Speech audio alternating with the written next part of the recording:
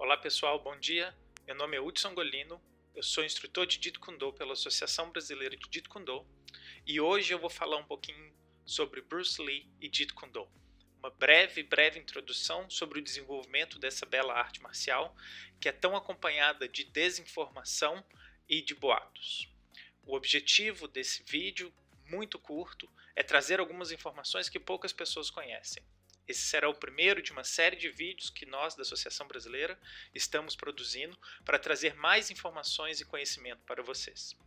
Se vocês tiverem interesse em conhecer um pouco mais sobre a Associação Brasileira de Jeet Kune Do, eu sugiro que vocês entrem na nossa página em www.jkd.com.br. Bom, no dia de hoje, nesse vídeo, eu vou falar um pouco sobre a jornada de Bruce Lee. O Bruce Lee nasceu nos Estados Unidos na década de 1940, na cidade de São Francisco. Essa informação, basicamente quase todas as pessoas que já ouviram falar sobre Bruce Lee conhecem. O que as pessoas não conhecem são as informações relativas ao seu desenvolvimento marcial. Bruce Lee, em 1953 e 1954, ele inicia o seu treinamento na arte do Wing Chun com o mestre Ip Man em Hong Kong. Em 1958, ele participa de um torneio de boxe para o ensino médio e ele acaba ganhando esse torneio de boxe utilizando as técnicas de Wing Chun que ele treinava desde 1953. No ano seguinte, 1959, ele se muda para os Estados Unidos para poder estudar. Ele entra na Universidade de Washington para poder estudar filosofia e lá ele começa a ensinar Kung Fu. No caso, as técnicas de Wing Chun que ele aprendera com o mestre Ip Man. Em 1963, ele funda sua primeira escola, a Jungfang Kung Fu Institute, em Seattle, no estado de Washington. Em 1964, ele abre sua segunda escola na cidade de Oakland, no sul da Califórnia.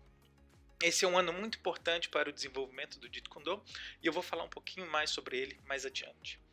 Em 1967, ele abre a sua terceira escola já na cidade de Los Angeles e então o Jeet Kune Do é oficialmente criado. E o que eu digo por ser oficialmente criado, basicamente foi a primeira vez que Bruce Lee utilizou a expressão Jeet Kune Do de forma escrita no seu diário de atividades. Pouco tempo depois, em 1973, ele vem a falecer em Hong Kong, como vítima de um edema cerebral causado por uma alergia a uma medicação, no caso a aspirina, e apenas 2 anos depois, um grupo de alunos e pessoas ligadas a Bruce e sua família publicam um compilado de notas que ele tinha escrito sobre aspectos técnicos e teóricos de arte marcial num livro chamado Tao of Jeet Kune Do. O que muita gente pensa é que o Jeet Kune Do morreu por aí. Ele acabou com a morte do Bruce Lee. Mas essa não é uma verdade. Nós iremos mostrar nos próximos vídeos dessa série informativa que estamos produzindo tudo o que aconteceu após a morte do Bruce Lee com o desenvolvimento do Jeet Kune Do como uma arte marcial que continua em constante evolução. Mas hoje vamos ver alguns fatos interessantes.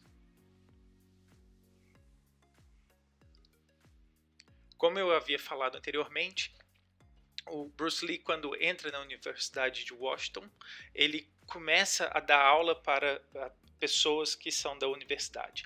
Esse é um clip de uma notícia que saiu na própria University of Washington, onde Bruce Lee estava dando cursos de Kung Fu, e é uma das primeiras vezes que se tem uma prova documental de que ele estava, de fato, ensinando Kung Fu nos Estados Unidos. Em 1964, como eu tinha dito anteriormente, é um ano muito importante tanto para o Bruce Lee quanto para o desenvolvimento do Jeet Kune Do. Ele faz uma demonstração no International Karate Championship em Long Beach, na Califórnia. Essa apresentação é muito famosa, existe uma série de vídeos mostrando ele demonstrando técnicas com seus alunos, mostrando sua capacidade física.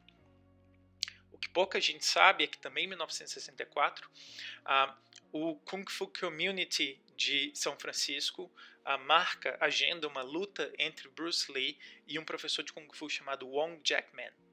E o objetivo era, caso Bruce Lee perdesse essa luta, ele teria que parar de ensinar Kung Fu para pessoas que não fossem chinesas.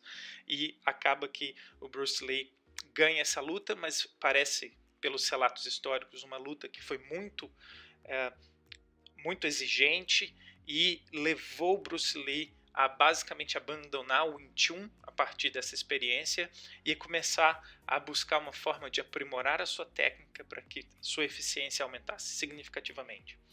Nesse ano também ele é descoberto por Hollywood.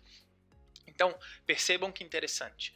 A sua performance como artista marcial e como professor de Wing Chun, até então, abriu as portas para Hollywood. Claro, o Bruce Lee tinha experiência como ator na China, mas quando ele muda para os Estados Unidos, ele funda algumas de suas escolas, e depois do torneio de Long Beach, na Califórnia, é que ele é descoberto por algumas personalidades de Hollywood, e aí sim começa a fazer filmes para Hollywood.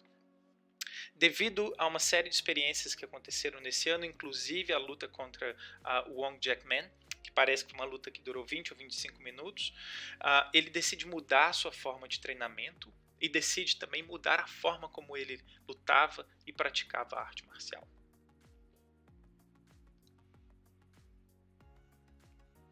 O Bruce Lee estava sempre em constante busca pelo aprimoramento técnico.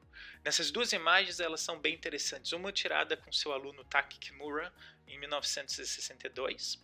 Taki era um judoca, tinha treinado judô durante muitos anos e começou a aprender Wing Chun com Bruce Lee.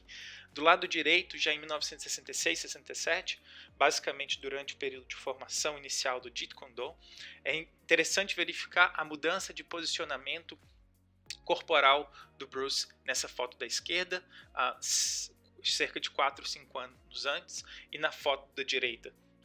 Como a adoção de posturas clássicas do Kung Fu começa a dar lugar numa postura de mais balanceamento corporal e que permite uma maior agressividade e maior explosão de movimentos.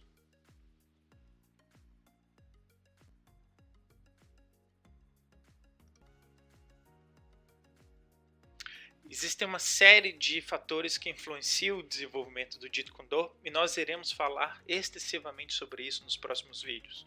Mas só para poder dar alguns exemplos, o Bruce Lee ele foi extremamente influenciado pelas técnicas de Wing Chun, que ele aprendeu com o mestre Ip Man, mas também pelas técnicas de boxe e pelo seu contato com uma série de diversas artes marciais nos Estados Unidos, como por exemplo o judô, por meio de seu aluno Taki Kimura, o Kali filipino, por meio de seu aluno Daino Santo, e várias outras artes marciais como o Aikido, Kickboxing, Muay Thai, etc. Ele começou a perceber que existiam outras formas de utilizar o corpo humano para poder aprimorar-se tecnicamente, para poder atingir o máximo de eficiência em combate. No entanto, existe uma influência que é muito pouco falada no desenvolvimento do Jeet Kune Do. Nós também iremos falar muito sobre isso nos próximos vídeos, mas eu gostaria que você prestasse atenção no que eu vou falar a seguir. Essa influência muito pouco conhecida é a influência do fencing, da esgrima. E o motivo pelo qual Bruce Lee ele se deixou influenciar tanto pela esgrima, pelo fencing esportivo, é por causa da alta agilidade, da complexidade de movimento e da biomecânica desse esporte.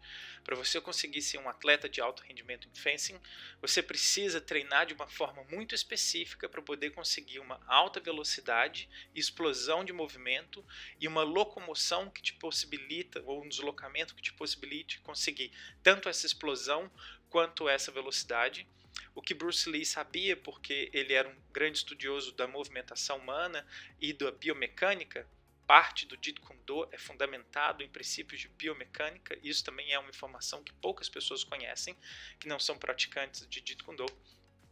mas o objetivo dele era conseguir aumentar bastante a potência dos movimentos. Era isso que ele buscava, era o aprimoramento do combate como estratégia de luta para defesa pessoal, mas também o aprimoramento físico para poder conseguir utilizar o corpo, que é um sistema dinâmico bastante complexo, para poder atingir o máximo do objetivo final, que seria a capacidade de explosão e potência de movimentação. Então eu separei um vídeo para vocês verem como é interessante a movimentação e princípios do fencing ou da esgrima e por que Bruce Lee gostava tanto desse esporte e se deixou influenciar ao estudar esse esporte e introduzir uma série de conceitos do fencing no próprio Jeet Kune Do.